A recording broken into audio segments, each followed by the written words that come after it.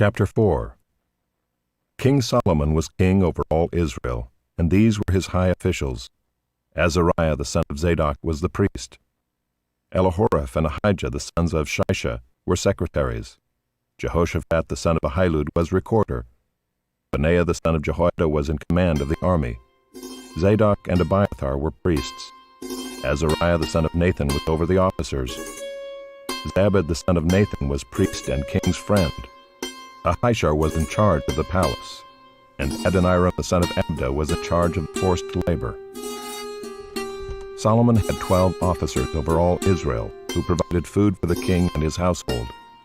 Each man had to make provision for 1 month in the year. These were their names: Ben-Hur in the hill country of Ephraim, Ben-Deker in Makaz, Shaalbim, Beth-Shemesh, and Elon Beth-Hanan, Ben-Hesed in Arubath. To him belonged Soko and all the land of Hepher. Ben-Abinadab in all Naphath Dor. He had Taphath, the daughter of Solomon, as his wife. Baanah the son of Ahilud in Taanach, Megiddo and all Beth-shean that is beside Zarethan below Jezreel, and from Beth-shean to Abel-Mahopah, as far as the other side of Jokneam. Ben-Geber in Ramoth-Gilead. He had the villages of Jair the son of Manasseh, which are in Gilead, and he had the region of Argob, which is in Bashan, 60 great cities with walls and bronze bars. Ahinadab the son of Iddo in Mahanaim, Ahimaaz in Naphtali. He had taken Basemath the daughter of Solomon as his wife. Baanah the son of Hushai in Asher and Bealoth. Jehoshaphat the son of Paruiah in Issachar. Shimei the son of Elah in Benjamin. Geber the son of Uri in the land of Gilead, the country of Sihon king of the Amorites and of Og king of Bashan. And there was one governor who was over the land. Judah and Israel were as many as the sand by the sea. They ate and drank and were happy. Solomon ruled over all the kingdoms from the Euphrates to the land of the Philistines and to the border of Egypt. They brought tribute and served Solomon all the days of his life. Solomon's provision for 1 day was 30 cores of fine flour and 60 cores of meal, 10 fat oxen and 20 pasture-fed cattle, 100 sheep, besides deer, gazelles, roebucks, and fattened fowl. For he had dominion over all the region west of the Euphrates, from Tiphsah to Gaza, over all the kings west of the Euphrates. And he had peace on all sides around him. And Judah and Israel lived in safety, from Dan even to Beersheba, every man under his vine and under his fig tree, all the days of Solomon.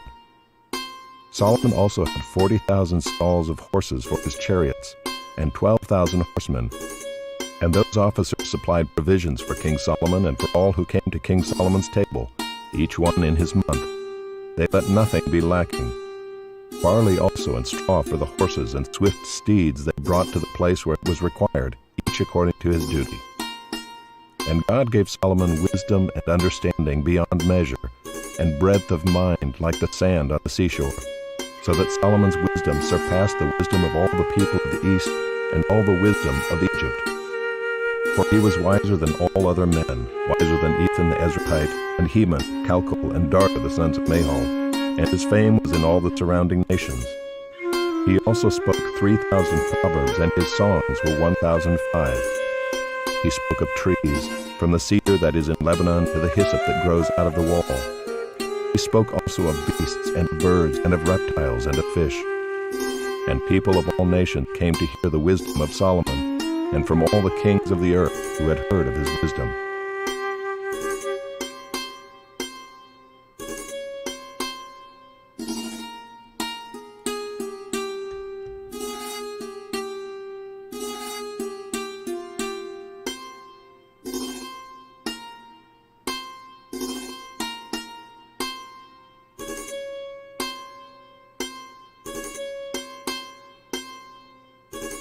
Chapter 5. Now Hiram king of Tyre sent his servants to Solomon when he heard that they had anointed him king in place of his father, for Hiram always loved David. And Solomon sent word to Hiram, "You know that David my father could not build a house for the name of the Lord his God because of the warfare with which his enemies surrounded him, until the Lord put them under the soles of his feet. But now the Lord my God has given me rest on every side. There is neither adversary nor misfortune. And so I intend to build a house for the name of the Lord my God, as the Lord said to David my father, Your son, whom I will set on your throne in your place, shall build the house for my name. Now therefore command that cedars of Lebanon be cut for me, and my servants will join your servants, and I will pay you for your servants such wages as you set, for you know that there is no one among us who knows how to cut timber, like the Sidonians. As soon as Hiram heard the words of Solomon, he rejoiced greatly and said, Blessed be the Lord this day, who has given to David a to be over this great people. And Hiram sent to Solomon, saying, I have heard the message that you have sent to me. I am ready to do all you desire in the matter of cedar and cypress timber. My servant shall bring it down to the sea from Lebanon, and I will make it into rafts to go by sea to the place you direct. And I will have them broken up there, and you shall receive it. And you shall meet my wishes by providing food for my household. So Hiram supplied Solomon with all the timber of cedar and cypress that he desired, while Solomon gave Hiram 20,000 cores of wheat as food for his household, and 20,000 cores of beaten oil.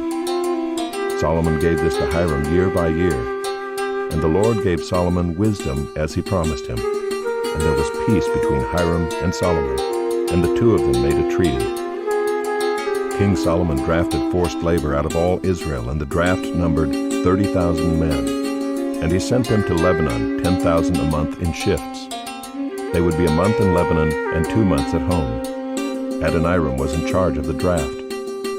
Solomon also had 70,000 burden bearers and 80,000 stone cutters in the hill country, besides Solomon's 3,300 chief officers who were over the work, who had charge of the people who carried on the work. At the king's command, they quarried out great, costly stones in order to lay the foundation of the house with dressed stones. So Solomon's builders and Hiram's builders and the men of Gebal did the cutting and prepared the timber and the stone to build the house.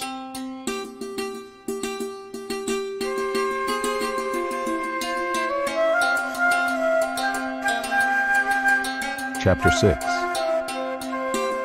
In the 480th year after the people of Israel came out of the land of Egypt, in the 4th year of Solomon's reign over Israel, in the month of Ziv, which is the 2nd month, he began to build the house of the Lord.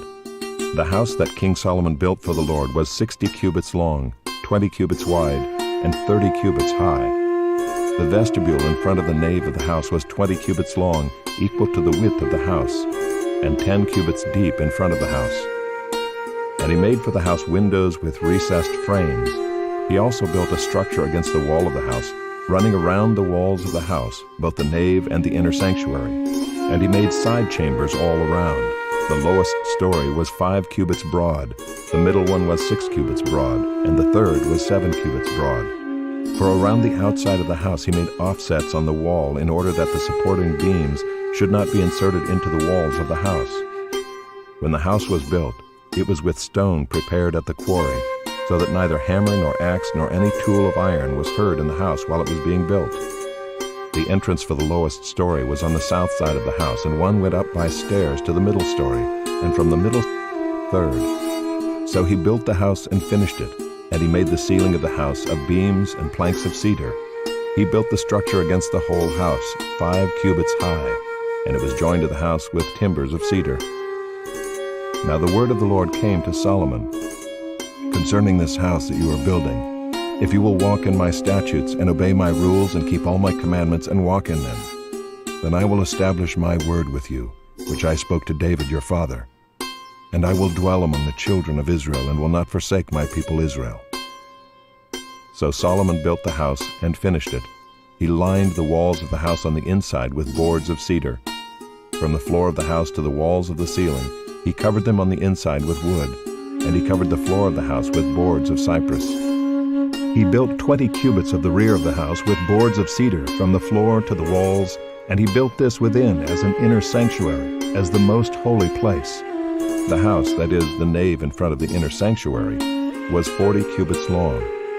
The cedar within the house was carved in the form of gourds and open flowers.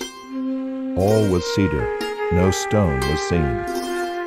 The inner sanctuary he prepared in the innermost part of the house to set there the ark of the covenant of the Lord.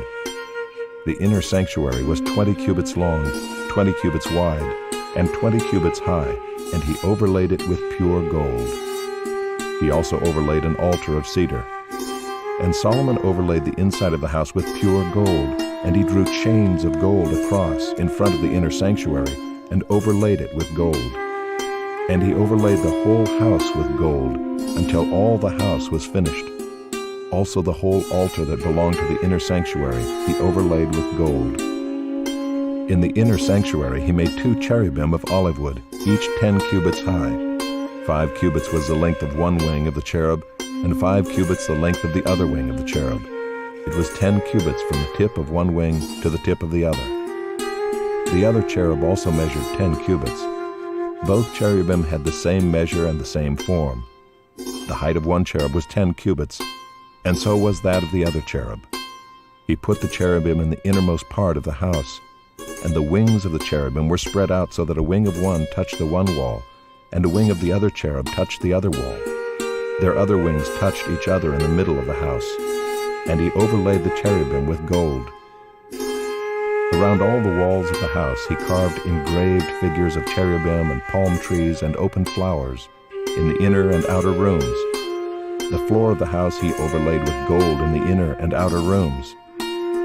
For the entrance to the inner sanctuary he made doors of olive wood. The lintel and the doorpost were 5-sided. He covered the 2 doors of olive wood with carvings of cherubim, palm trees, and open flowers. He overlaid them with gold and spread gold on the cherubim and on the palm trees. So also he made for the entrance to the nave doorposts of olive wood in the form of a square, and 2 doors of cypress wood. The 2 leaves of the one door were folding, and the 2 leaves of the other door were folding.